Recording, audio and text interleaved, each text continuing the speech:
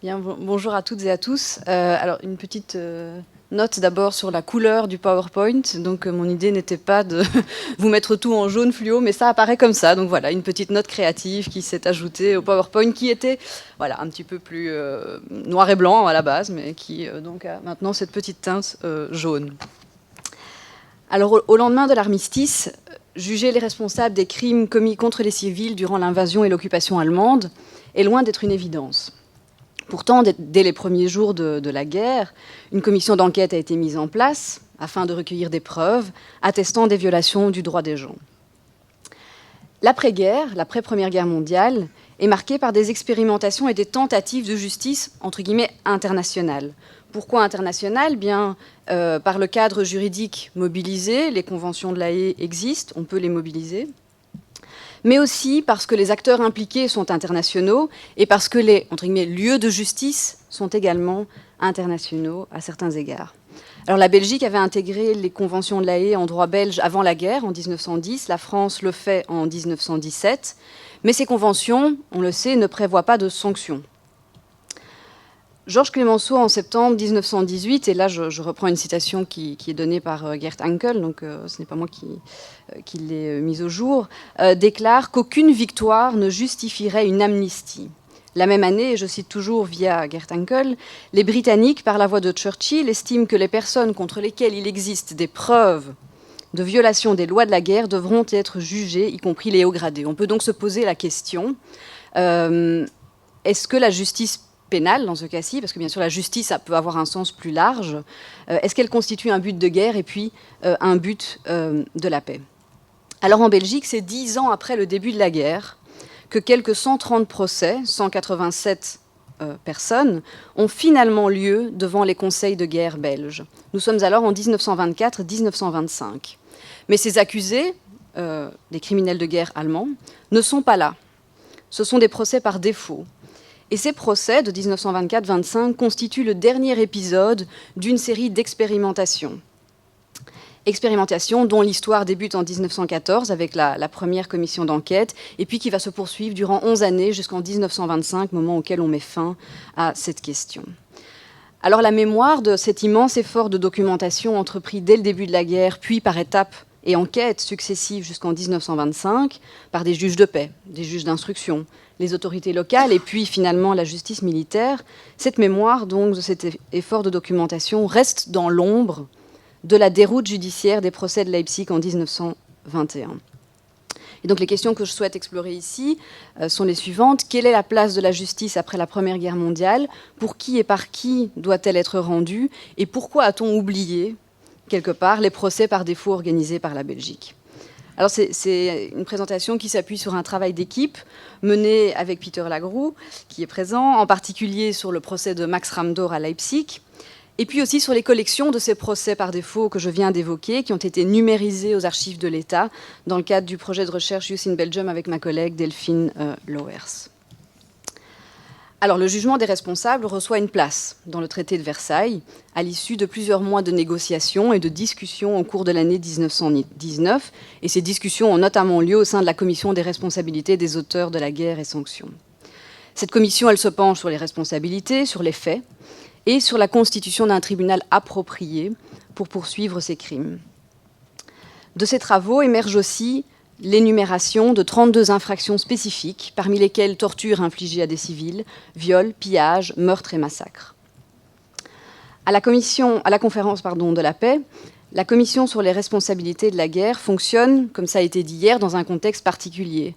C'est le contexte de la recherche des compensations et des réparations, la question du retour des prisonniers de guerre, des travailleurs déportés, le débat sur le suffrage universel qui a été évoqué, la question de l'opinion publique, et puis, comme l'a dit ce matin Roland de Pourtre, la question des victimes civiles de la guerre et des dommages, la définition de toutes ces catégories et ces statuts de personnes. Alors, en même temps que travaillent les délégués à la conférence de la paix, en Belgique, la commission d'enquête rassemble une masse considérable de témoignages et de preuves matérielles. Par exemple, ici, un cahier de témoignages consigné à Tamines les 23 et 24 juin, donc juste avant la signature du traité, en fait, par un juge de paix. Et ce cahier de témoignages manuscrit se trouve dans le dossier judiciaire du lieutenant-colonel Von Rock, jugé par défaut par le Conseil de guerre de Namur en mai 1925. Donc ce document de 19 a fait son chemin vers cette archive judiciaire qui est clôturée en 1925. Alors il a été condamné à la peine de mort par défaut pour incendie volontaire et meurtre. Et on a dans ce dossier aussi un exposé des faits qui va relater, sur la base des témoignages entendus en 1919, mais aussi plus tard, lorsque l'enquête reprend, j'y reviendrai, les faits entre le 20 et le 23 août 1914. Donc un moment très précis, délimité dans le temps à Tamines. Alors ce travail de consignation du juge de paix en 1919, dans ce cahier et d'autres documents, participe certainement d'une forme de reconnaissance de ce qui s'est passé durant la guerre.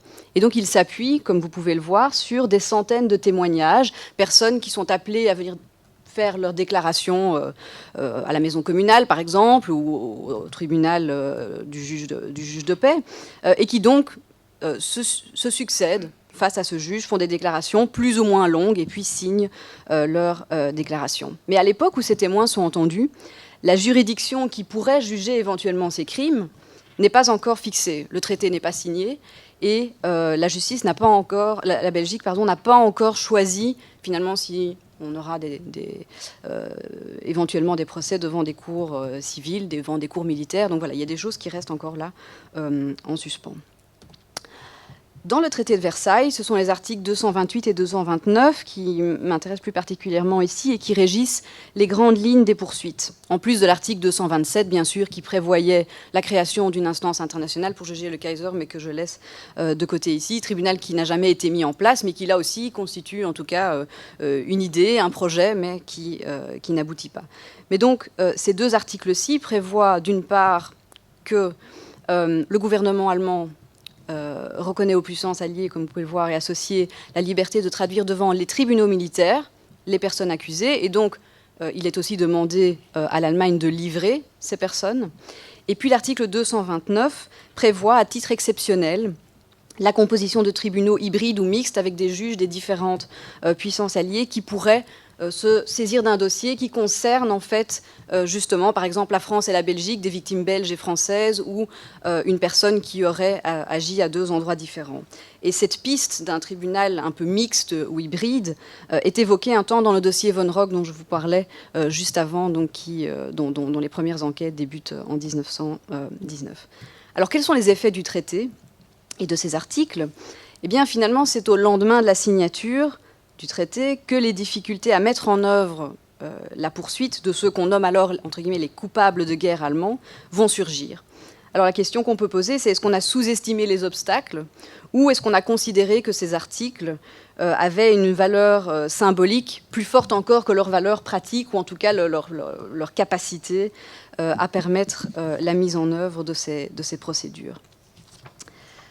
En tout cas, dans les échanges diplomatiques entre la Belgique et l'Allemagne, la Belgique souligne que le peuple belge a droit à la justice, tandis que l'Allemagne indique, déjà en janvier 1920, qu'aucun soldat n'acceptera d'arrêter les coupables qui sont portés sur la future liste d'extradition, j'y viens, et que l'Allemagne ne peut livrer ses militaires à des tribunaux étrangers. Donc très très vite, en fait, les obstacles sont là. Et donc l'effet du traité et la publication de la liste d'extradition en février 1920, c'est un refus tout net de l'Allemagne de procéder à la moindre extradition. Refus tout net accompagné d'une proposition, celle de poursuivre les auteurs devant la Cour suprême de Leipzig. Les Alliés se concertent. En mai 1920, ils transmettent une liste de 45 cas à l'Allemagne. Ce sont des test cases, des dossiers qui doivent permettre aux Allemands de prouver qu'ils sont décidés à rendre la justice.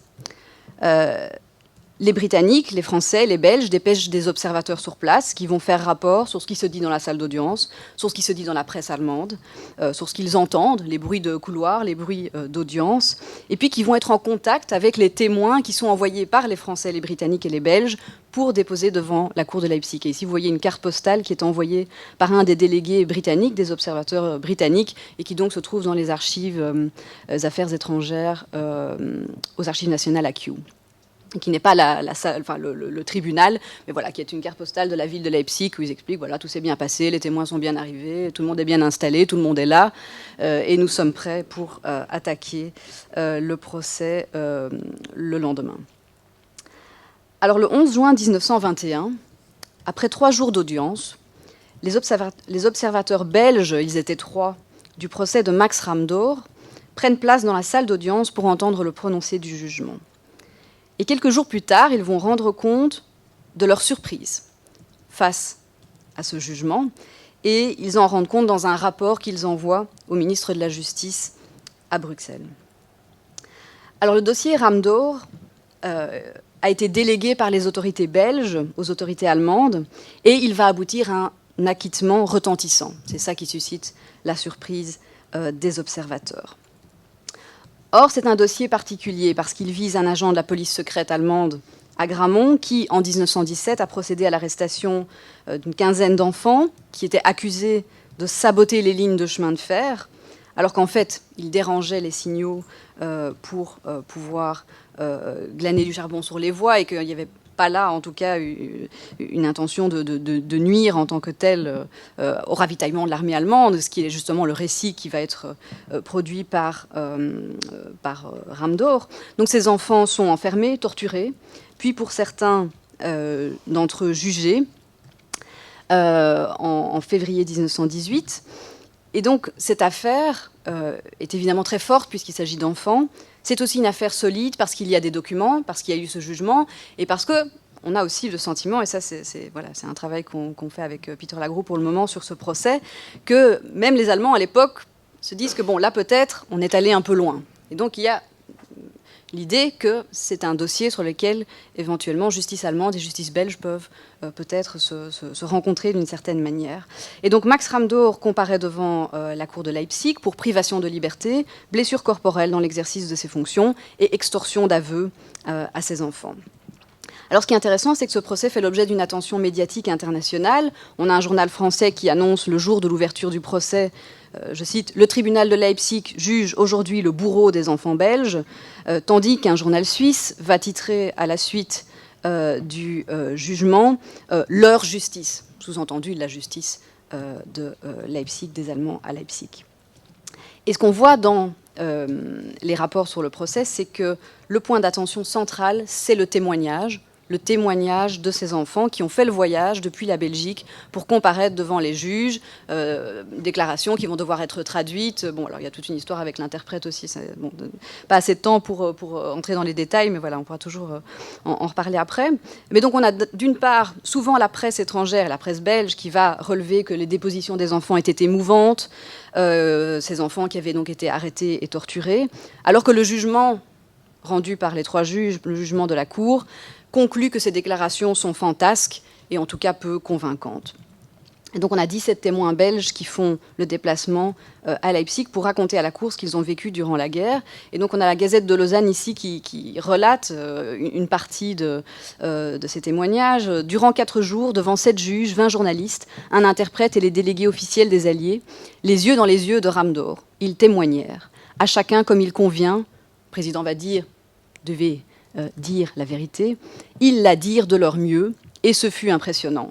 Ils montrèrent leurs cicatrices, ils mimèrent les scènes odieuses dont ils furent les victimes, unanimes ils accusèrent, naturellement aussi, des contradictions de détails que les juges notèrent et soulignèrent avec faveur. C'est cette fameuse question des contradictions qui, effectivement, émergent. Et les juges allemands, en fait, reconnaissent que plus de 3 ans après les faits, en fait, oui, c'est entre guillemets normal qu'il y ait des petites contradictions qui émergent sur des dates, sur voilà, un nombre de jours, sur des choses comme ça. Et pourtant, ils ne vont pas reconnaître, et en tout cas estimer que ces témoignages sont convaincants.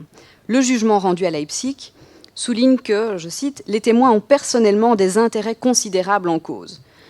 Ce qui évidemment semble évident, puisque ce sont aussi des victimes. On pourrait aussi poser la question de la partie civile, qui est une question qui est un temps débattue entre les Français et les Belges, qui se concertent et qui se disent, est-ce qu'on ne se porterait pas partie civile devant le tribunal de Leipzig? Est-ce que c'est possible? Finalement, ça ne se fait pas.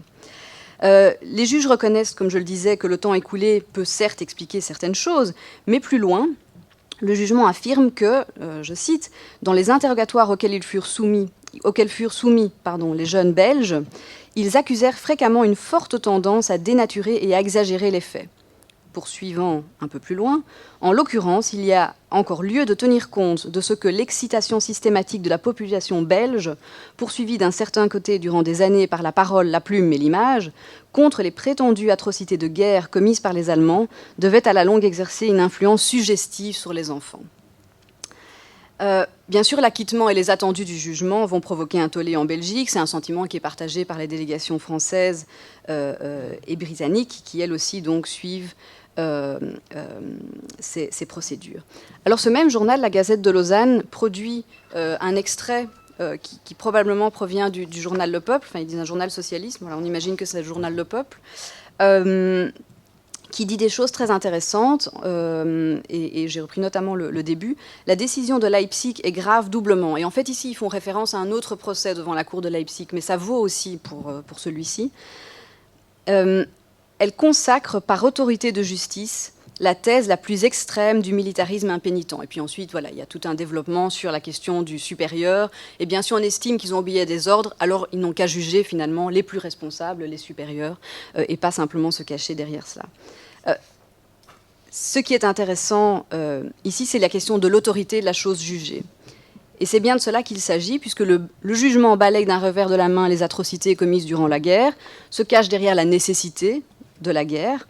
Et donc c'est la question de la vérité judiciaire aussi qui se pose ici, et de l'espoir qu'on met dans la capacité d'un tribunal à dire les faits, ou en tout cas à poser une partie de ces faits.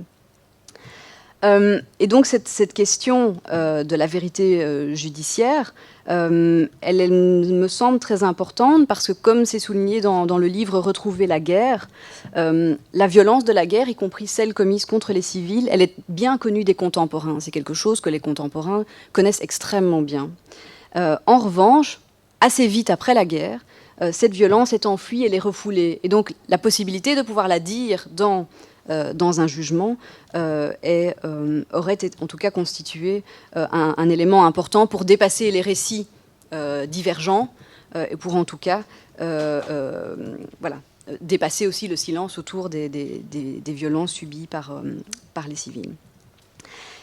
Et cette question de l'autorité de la chose jugée, du jugement, elle avait aussi émergé plus tôt, en février 1919. Et là, c'est un Français qui participe, qui est consulté en tout cas dans le cadre de la conférence de la paix, Ferdinand Larnaud, qui écrit que il y a un peuple à persuader de la responsabilité de la guerre, c'est le peuple allemand, qui reste persuadé que c'est lui qui a été attaqué et qui ne fait que se défendre. Là, je cite Larnaud.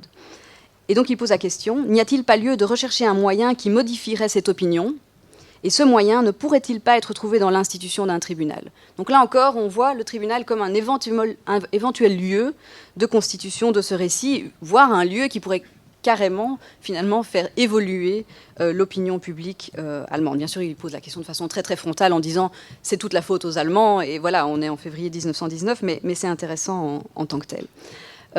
Autre élément qui montre aussi, je dirais, l'importance accordée au procès en tant que tel, c'est cette note des témoins dans le procès de Müller. Alors si je le mets entre guillemets, c'est parce que c'est signé comme cela, donc ils se considèrent comme un collectif, les témoins du procès Müller, un dossier britannique jugé à Leipzig également, qui écrivent aux autorités judiciaires britanniques, qui sont totalement mécontents, mais qui ne disent pas voilà, la justice ça ne sert à rien, mais qui disent est-ce que finalement on ne pourrait pas trouver une autre cour qui pourrait rendre justice à nos témoignages et reprendre cette affaire. Donc là encore, le tribunal reste en tout cas une option importante. Alors là, je vais devoir un peu galoper. C'est 20 ou 25 ? Non, ça va. Oui ? Ok, d'accord. Alors, je vais peut-être passer sur cette partie-là. Le mécontentement qui découle de l'échec des procès de Leipzig ne conduit pas directement à la tenue de procès en Belgique. C'est pas facile de rebondir sur cet échec qui a quand même mobilisé beaucoup d'énergie, qui a demandé aux Alliés de se concerter, d'établir des procédures pour les commissions rogatoires. Donc on a des juges d'instruction allemands qui prennent le relais, qui viennent en Belgique, qui entendent les témoins, etc. Donc il y a quand même un vrai travail de coopération judiciaire qui se met en place, qui laisse aussi entendre que l'échec n'était pas non plus couru d'avance. Enfin voilà, c'était pas inéluctable. Et donc, il y a la question de la constitution de la partie civile, à laquelle je faisais aussi référence. Et puis, voilà, tous ces efforts mènent à cet échec, et on est un peu... Voilà, est-ce que chacun repart de son côté? Est-ce qu'on continue à se concerter? Dans un premier temps, oui, les Belges, les Britanniques et les Français continuent à se concerter. Et alors, il y a une initiative, une idée, en tout cas, qui me semble intéressante, qui émerge en décembre 21, donc quelques mois après le mois de juin, où donc le procès Ramdor a lieu. Et là, ce sont les Belges qui disent, mais finalement, est-ce qu'on ne pourrait pas mettre fin au délai de prescription? Ça permettrait d'empêcher à tout jamais aux coupables de se rendre dans les pays alliés. Mais surtout, il y a déjà cette idée, bon, voilà, qui va être débattue beaucoup plus tard, après la Seconde Guerre mondiale et puis dans les années 60, de l'imprescriptibilité. Voilà. Est-ce qu'on peut faire une exception ici à cela? Et c'est une idée qui n'aboutit pas, mais qui, là aussi, semble assez intéressante. Alors, ce sont les Français, les premiers, qui vont décider de prendre en main la suite de Leipzig et qui vont annoncer qu'ils vont mettre en œuvre des procès par défaut. Et ils l'annoncent de façon symbolique en septembre 1921 dans le village de Namni, qui est le premier village détruit, où donc on annonce qu'il y aura des procès devant les tribunaux militaires français. Quelques années plus tard, c'est la Belgique qui va emboîter le pas aux Français, qui entre-temps ont déjà mené des centaines de procès par défaut. Et donc mars 1994 apparaît là comme un tournant. À nouveau, je n'ai pas le temps de développer, mais on se pose la question, bon, est-ce que c'est des tribunaux civils? Est-ce que c'est des tribunaux militaires? Et donc les uns et les autres demandent l'avis à l'auditeur général, au ministre de la Justice. C'est finalement le ministre de la Justice, Van der Velde, qui va trancher fin mars 1924 et qui va dire on poursuit devant les tribunaux militaires parce que Versailles le prévoit et parce que les militaires sont mieux à même d'examiner l'action d'autres militaires, puisque c'est de cela qu'il s'agit.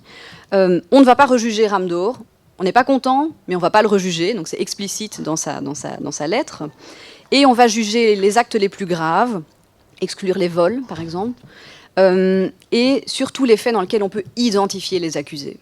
Et ça, c'est vraiment une des questions centrales de ces procès, c'est la peur de l'erreur judiciaire, parce que finalement, le procès par défaut, c'est un peu... c'est mieux que rien, mais n'emporte pas non plus une totale adhésion des autorités judiciaires. Et donc, il va falloir identifier les personnes.